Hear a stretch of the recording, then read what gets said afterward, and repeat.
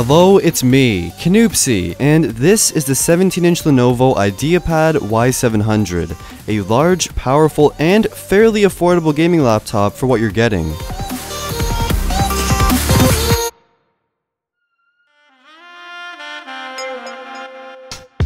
This video is going to be both a review and also my personal experience with the laptop, so that includes pros and cons, how it worked for me, what I used it for, and less about benchmarks and numbers, but more about how it actually worked for me and my experience. The laptop itself is pretty huge, as you'd expect from a 17-inch laptop. The lid and bottom are made of a matte black aluminum that picks up fingerprints like it's nobody's business, so you need to be actively cleaning it. The laptop comes in at about 1 inch thick and weighs nearly 7.7 pounds, making it pretty heavy for carrying around daily. If the 17-inch model is too big for you, Lenovo also makes a 14-inch and a 15-inch version, which are going to be a lot lighter and more portable than this monster over here. This model has the quad-core 6th generation Skylake Intel Core i7 processor, which runs at 2.6 GHz. There's also 16 GB of DDR4 RAM, the GTX 960M with 4 GB of VRAM, a 1TB 5400 RPM hard drive, and a 128 GB SSD. And this model retails for about $1,099, but there are a range of models with prices from $999 to $1,449. Opening the laptop with one hand is nearly impossible, so you need to use two hands, which is fine. Once the laptop is open and you hit the power button, it boots them completely off to on in approximately, wait for it, almost there, wait for it, and 10 seconds. And damn, that's always awesome. The design of the laptop is fairly unique and not horribly ugly, but it still looks like it wants to kill you. The only color option here is red and black, which is okay because it looks slick. Around the laptop, you'll find a large variety of useful ports. On the right, 2 USB 3 ports, a full HDMI port, Ethernet, and a Kensington lock port. And the left, the charging port, a USB 2 port, a media card reader, and a combo audio port. Near the back of the laptop are the 2 JBL speakers, and the bottom, the subwoofer. The speakers on this laptop get quite loud and sound outstanding, with a fairly good amount of bass. Some of the best speakers I've ever experienced on a laptop.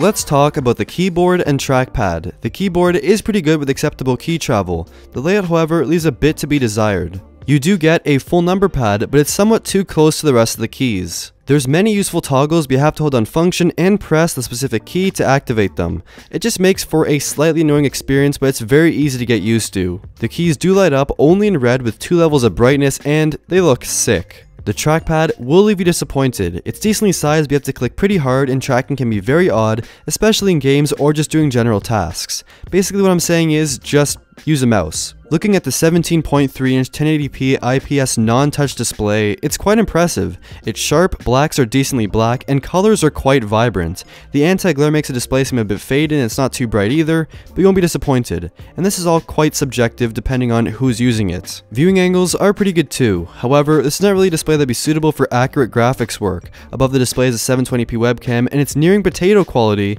but it does the job. Performance-wise, this laptop is great. I'm not somebody who focuses on benchmarks and test numbers, but how it performs in various real-life tasks, and this laptop is not something you'll find to be slow at all. This is a gaming laptop, but I'm not really the most hardcore gamer. The games I do play are a little bit older and not the most intensive games, but from what I gather from this laptop, it can really handle most things.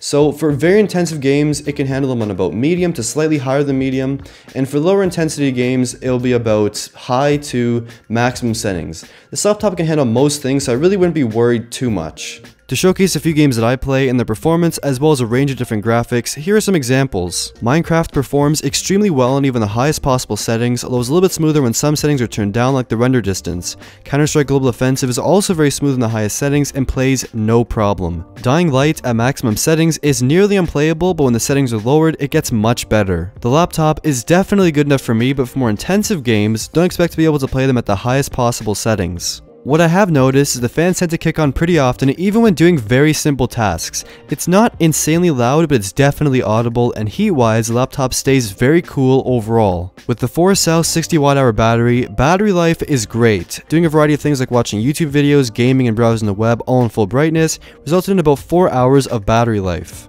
That is just a number that I personally experienced, but it all varies per person. If you're playing a lot of games, if you have your battery saver on, if you have full brightness on, your battery life will definitely vary. Now, if you are playing a lot of games, expect about 1.5 to 2 hours of battery life, which isn't the absolute best, but for highly graphical games, that's what you can kind of expect. But if you are just doing some general things here and there, like browsing the internet, watching a few YouTube videos, playing a few small games here and there, doing some schoolwork, expect about a full day of usage, no problem. Now, charging it takes a little bit of time. It's about 2.5 to 3 hours, which isn't really too bad.